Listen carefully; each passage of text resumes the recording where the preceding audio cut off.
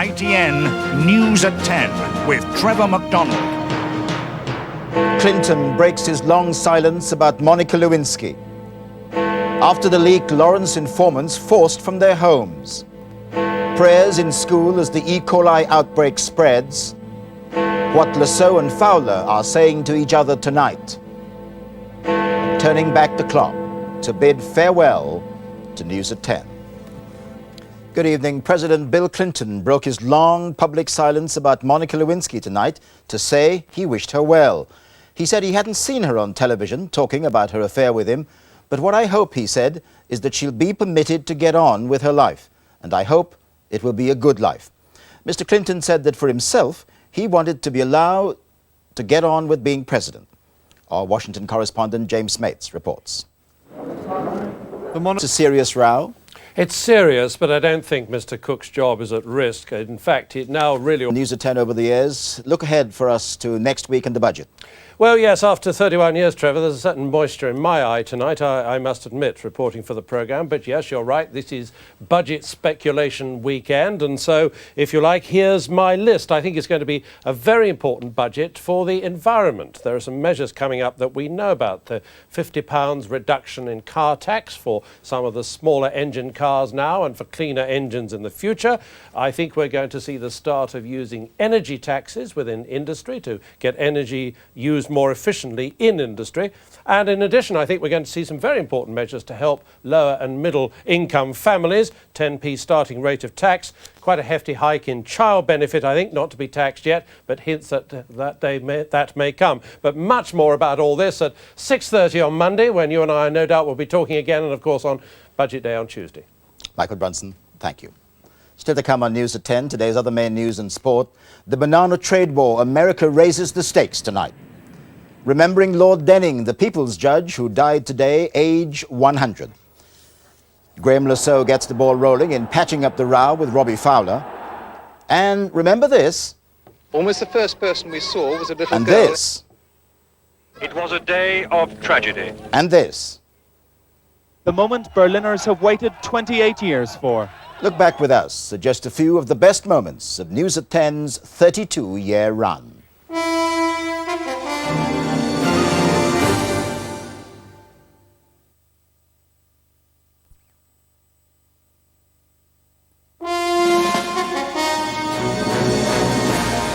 Welcome back. Neither side of the banana trade war was giving any ground today. It's the United States against Britain and the EU. Today, the American ambassador in London said it wasn't really about bananas or the Kashmir trade, now threatened by punitive American duties, but about playing by the trade rules. Our diplomatic editor, Robert Moore, reports. President Clinton has broken his long silence over Monica Lewinsky and wished her a good life in the future. And 12 people named as informers in the Stephen Lawrence report have asked to be moved from the estate where they live, close to the murder scene. Now, a reminder, just in case you needed one, that this is the last News at 10, and a reminder about our new programs, which begin next week. There'll be a new look to our lunchtime news. John Suchet will join Julia Somerville to present the program at its regular time of 12:30. And then you can join me for our new half-hour ITV evening news. That'll be at 6:30. And the new ITV nightly news will be at 11 o'clock. Presented by Dermot Murnahan. That's the new ITN News on ITV, beginning Monday. But to end this last News at 10, we're looking back, lumps in our throats, at the programme's history, its place in the development of television news, and the history it's brought to our screens through the years. News at 10 was born on the 3rd of July in 1967. ITN's Norman Rees, who's been here almost from the beginning, recalled some of the events and the faces which have made this programme what it's been. 10, 9, 8, 7, 6, 5, 4, 3, 2, 1, up. Liftoff. We have a liftoff. It was launched in the decade that landed man on the moon. It's one small step for man, one giant leap for mankind. For 32 years, News at 10 has brought the nation the world's defining images. It dropped 4 canisters of napalm on those civilians. Almost the first person we saw was a little girl aged about 9 running up the road. It was a day of tragedy. but I vouch it was a day of extraordinary heroism and selflessness by every man who witnessed it. They were to be buried in the Republican plot, in the same grave. The silence turned to mayhem.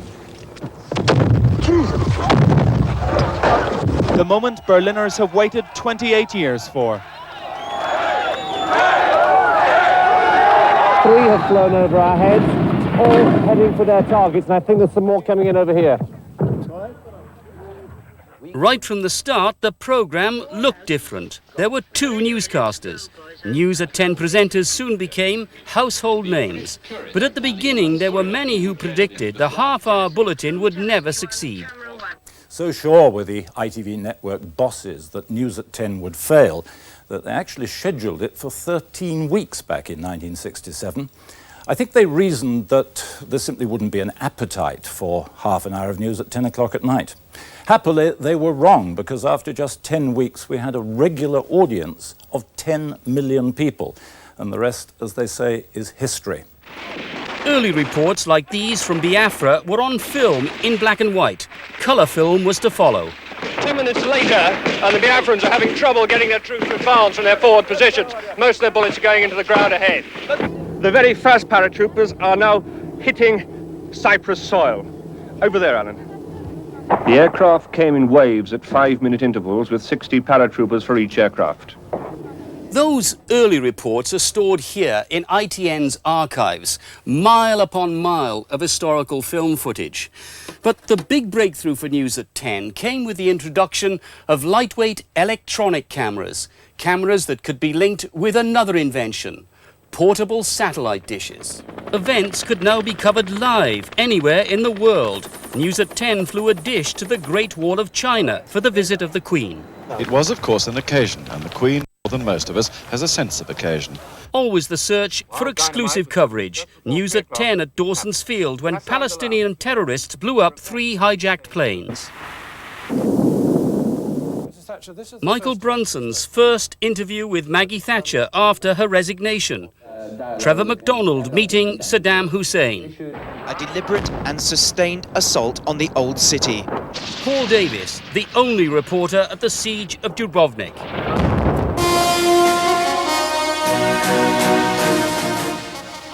Photo news, images and words that have made history over the last 3 decades. I did not have sexual relations with that woman. Some pictures with the force to shake the world's conscience. These infants, too young to know what's happening to them, are the lost children of Goma. We were not prepared for what we saw and heard there. Award-winning coverage from reporters and camera crews on location telling the story as they saw it. That was the building block for News at 10. The half hour gave us a chance to let stories breathe. And the whole idea was that our cameramen, some of the best in the world, would show you on location what the place looked like. And the presence of the reporter there gave you a feeling of what it was like to be there. If ever you doubted the destructive, primeval power of nature, then have a look at this. This was once a pineapple plantation. You can still see ruined fruit lying everywhere. But what happened here is that vegetation from miles upstream was smashed by the floodwaters and swept down and dumped here. A final handshake and a wish for the best of British luck. If everything goes well and according to plan from now on, Fiennes will not come face to face with another human being for 70 days. Many Israelis and Palestinians had hoped that such scenes as these were a thing of the past. But now, after 2 days of violence throughout the West Bank, no one knows where this is leading. And no one knows if Yasser Arafat is still in control. News is an unending resource, and history suggests the next 32 years will provide stories just as significant as the last 32.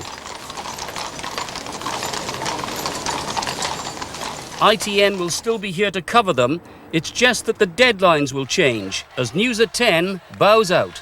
The general mood, I think, overwhelmingly is pride, corporate pride at what ITN has achieved by producing the top primetime news for over 30 years, and individual pride and memories amongst those who were involved.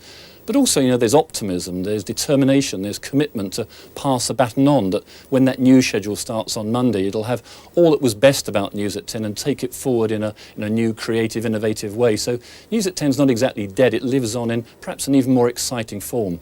And that handover of tradition will include the and finalies. Skateboarding dogs and water skiing squirrels will still have their place. And that's the news tonight. From all of us here on the News at 10 team. Good night. A very good night to you. Good night. Good night. Good night.